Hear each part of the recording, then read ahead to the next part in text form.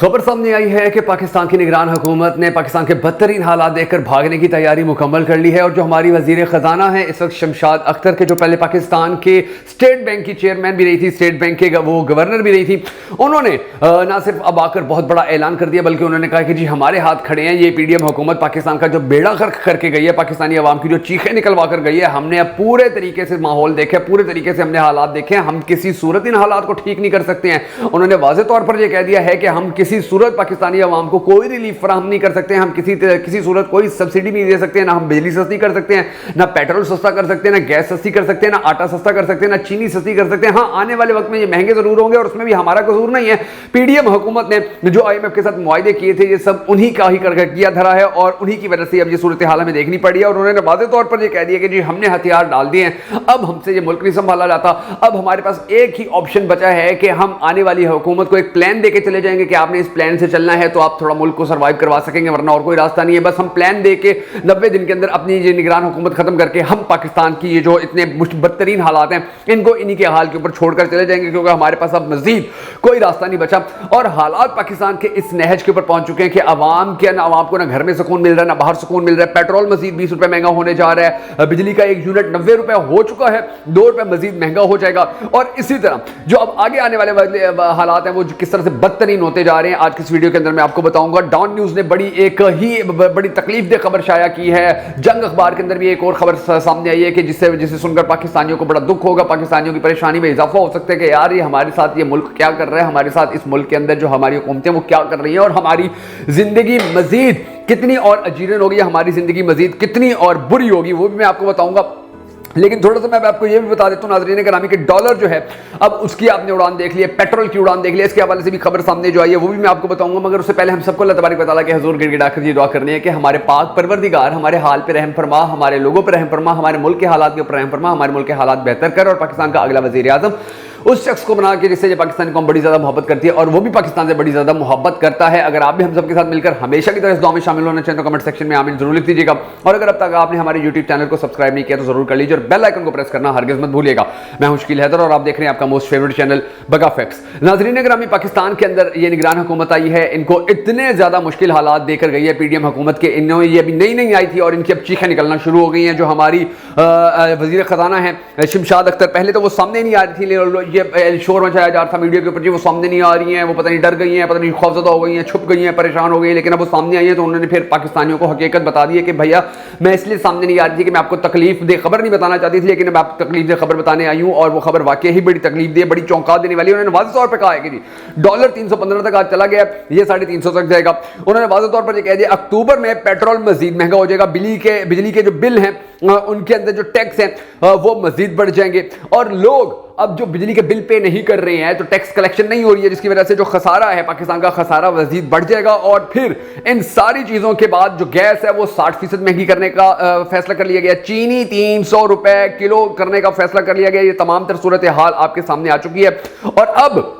मैं आपको कोशिश करूंगा कि मैं आपको वो खबरें जो हैं उनकी डिटेल में आपको निकाल कर सुना सकूं कि जो डॉन न्यूज़ ने छापी है बड़ी ही वो चौंका देने वाली खबर है। डॉन न्यूज़ ने भी वो खबर छापी हुई है और डॉन न्यूज़ के बाद जो जंग है उनकी भी एक खबर बड़ी ही चौंका देने वाली और बड़ी ही परेशान कर देने वाली खबर सामने आई है कि उन्होंने किस तरह से जो अदाद शुमार है वो जारी करते हुए बता दिया है कि पाकिस्तान के अंदर जो आने वाला वक्त है वो कितना बुरा हो सकता है। लेकिन आप ये अंदाजा लगा लीजिए कि जो हमारे लाडले थे, जिन्होंने पाकिस्तान को इस नहज पर पहुंचाया है, जिन्होंने पाकिस्तान को बदतरीन हालात से दो चार कर दिया, जिन लोगों ने पाकिस्तान को डिफॉल्ट हो रहा था और उन्हीं की वजह से डिफॉल्ट हो रहा था और उन्होंने डिफॉल्ट से बचाने के नाम के ऊपर जिस तरह से पाकिस्तानियों का अब जीना दो भर कर दिया है, तो ये तमाम तर जो डिटेल्स हैं ये आज के इस वीडियो के अंदर मैं आपको थोड़ी सी बताऊंगा कि किस तरह से पाकिस्तानियों का अब आने वाला वक्त मजीद खराब हो सकता है। अब ये जो डॉन न्यूज़ की खबर है इसकी जो तफसीलात, इसका आप ये देखेंगे डिस्क्रिप्शन ही बड़ा इसका भयानक है। उस डॉन न्यूज़ की खबर के डिस्क्रिप्शन में लिखा गया जी मुआशी सूरत हाल अंदाजे से बहुत ज्यादा खराब है, सब्सिडी नहीं दे सकते निगरान वजीर खजाना। अब इसकी डिटेल सामने आई है, उसके अंदर उन्होंने कहा निगरान वजीर खजाना डॉक्टर शमशाद अख्तर ने कहा है कि मुल्क की मुआशी सूरत हाल अंदाजे से बहुत ज्यादा खराब है, हमारे पास माली गुंजाइश नहीं है जिसकी वजह से सब्सिडी नहीं दे सकते और अगर आईएमएफ प्रोग्राम पर अमल दरामद नहीं करते तो हालात मजीद खराब हो सकते हैं। सेनेट की कायम कमेटी बराए खजाना का इजलास चेयरमैन सेनेटर सलीम मांडोवी वाला की ज़ेर सदारत मुनक्किद हुआ, जिसमें निगरान वजीर खजाना शमशाद अख्तर ने भी शिरकत की। दौरान इजलास मुल्क की उस मौजूदा मुआशी सूरत हाल बिलखसूस बिजली के जायद बिलों के हवाले से वज़ीर ख़ज़ाना शमशाद अख्तर से इन अरकान कमेटी ने सवालात किए और उन सवालात के जवाब फिर देते हुए उन्होंने बड़ी सख्त बातें की। उन्होंने चेयरमैन कमेटी जो थे उन्होंने बढ़ती महंगाई और एक्सचेंज रेट पर हर गुजरते दिन के साथ इजाफे पर तशवीश का इजहार करते हुए कहा कि डॉलर का मसला है बेयकीनी पैदा कर रहा है। कमेटी के रुकन कामिल अली गागा ने बढ़ते हुए और आवाम की परेशानी को उजागर करते हुए निगरान वज़ीर आला से दरख्वास्त की कि मौजूदा बिजली के बिलों की सूरत हाल में वज़ीर ख़ज़ाना क्या हल पेश कर सकती हैं। उन्होंने कहा एक जगह चोरी होती है जिसका खुमियाजा पूरी कौम को भुगतना पड़ता है और मुतालबा किया कि बिजली के बिलों में आए टैक्सों को फिलफौर वापस लिया जाए। तहरीक इंसाफ के जो सेनेटर सीनियर थे वो भी इस हवाले से बातें करते रहे और उन्होंने भी कहा कि बिजली के बिलों में कमी लाई जाए, लेकिन हमारी वज़ीर ख़ज़ाना थी उन्होंने कहा मेरे बस की बात नहीं है और ये पॉसिबल ही नहीं है। अब जो दूसरी खबर आई वो इससे भी ज़्यादा भयानक है, जो जंग न्यूज़ की है। और जंग न्यूज़ ने यह खबर दी है कि मुईशत पर मनसूबा तैयार करके हुकूमत के सुपुर्द करने का फैसला, यानी कि जो हमारी इस वक्त मौजूदा निगरान हुकूमत है उनके हाथ से गेम निकल चुकी है। उन्होंने हथियार डाल दिए हैं और उन्होंने कहा कि जी हम एक मंसूबा देकर चले जाएंगे, अब हमसे यह हुकूमत नहीं संभाली जाती है। उन्होंने कहा जी IMF के सख्त निगरानी के पेश नज़र मुईशत के किसी भी शोबे पर बड़ा पैकेज देने का अज़म जाहिर किए बगैर कोई भी बड़ा पैकेज नहीं देंगे आवाम को।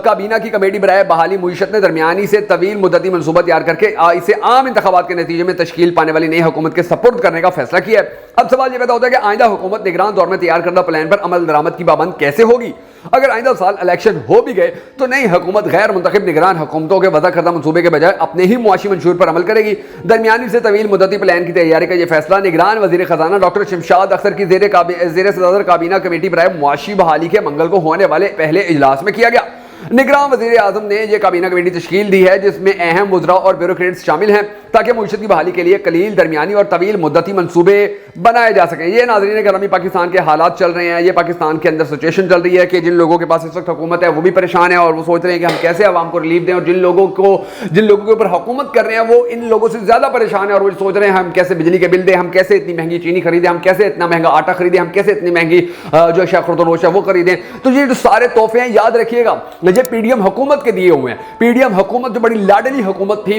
जिनको खुली छूट दी गई थी, अदालतों को भी उनको काम करने से रोक दिया गया था, इदारों को भी उनके नीचे लगा के उनके घर की लौंडी बना के पेश कर दिया गया कि जी आप अदारों को जिस तरह इस्तेमाल करना है, आपने जितने केसेस खत्म करवाने आप करवाएं, आपने पाकिस्तान तहरीक इंसाफ को जिस तरह क्रैश करना है आप करवाएं। उन्होंने PDM ने मुकम्मल तौर पर मुल्क को बर्बाद किया, उनको खुली छूट दी गई, उनको मुकम्मल आजादी दी गई। पाकिस्तान जो अच्छा वाला चल रहा था उसकी बर्बादी का इन लोगों ने ठेका दिया PDM हुकूमत को। उस PDM हुकूमत ने वो ठेका बड़े अच्छे तरीके से एक्सेप्ट किया, पाकिस्तान को बर्बाद किया और अब अपने आबाई वतन लंदन जाकर बैठ गए। हमारे वज़ीर ख़ज़ाना जो थे इसहाक डार साहब वो भी लंदन जाकर तशरीफ ले गए, लंदन जाकर बैठे हुए हैं ठंडे माहौल में, वहां पर अपने बेटों अपनी बीवी के साथ अयाशी की जिंदगी गुजार रहे हैं। जो हमारे वज़ीर आज़म रहे थे शहबाज शरीफ साहब के जिनके ऊपर जब केस होता है उनकी कमर में दर्द हो जाता है और जब उनको वज़ारत उज़्मा मिलती है तो अभी ये 1.5 साल वो देखिए कैसे तगड़े रहे हैं, ना एक दिन उनको अस्पताल जाने की जरूरत पेश आई, ना उनका कोई अजीज बीमार हुआ, ना उनके ऊपर कोई केस हुआ। जैसे ही हुकूमत गई उनकी बीवी की तबीयत खराब हो गई, अपने बेटे सलमान को लेकर वो अपने आबाई वतन लंदन वापस रवाना हो गए और पाकिस्तानी अवाम अब ये अजाब भुगत रही है, पाकिस्तानी अवाम अब ये परेशानियां ये टेंशनें भुगत रही है, पाकिस्तानी अवाम अब खुदकुशियों पर मजबूर हो गई है, पाकिस्तानी अवाम अपना मुल्क छोड़ने पर मजबूर है, अपना देश छोड़ने पर मजबूर है। लेकिन हमारे उन लोगों की तसल्ली हो गई है कि जिन लोगों के ये लाडले थे,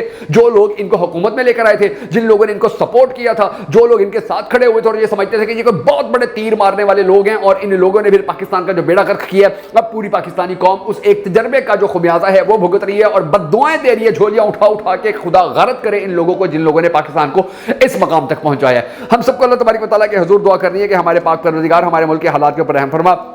पाकिस्तान इस वक्त बदतरीन माशी अदम इस्तेहकाम से गुजर रहे हैं, सियासी अदम इस्तेहकाम से गुजर रहे हैं। इन हालात को बेहतर कर ताकि आने वाला वक्त पाकिस्तान के नौजवानों और आने वाली जो नस्लें हैं उनके लिए बेहतर हो सके और जो पाकिस्तान हमने देखा है ये हमारी आने वाली नस्लें कम अज़ कम ये वाला पाकिस्तान ना देखें। जो पाकिस्तान हमने आज बदतरीन हालात के अंदर देखा है, बर्दाश्त किया है, ये पाकिस्तान हमारी आने वाली नस्लें बर्दाश्त ना करें।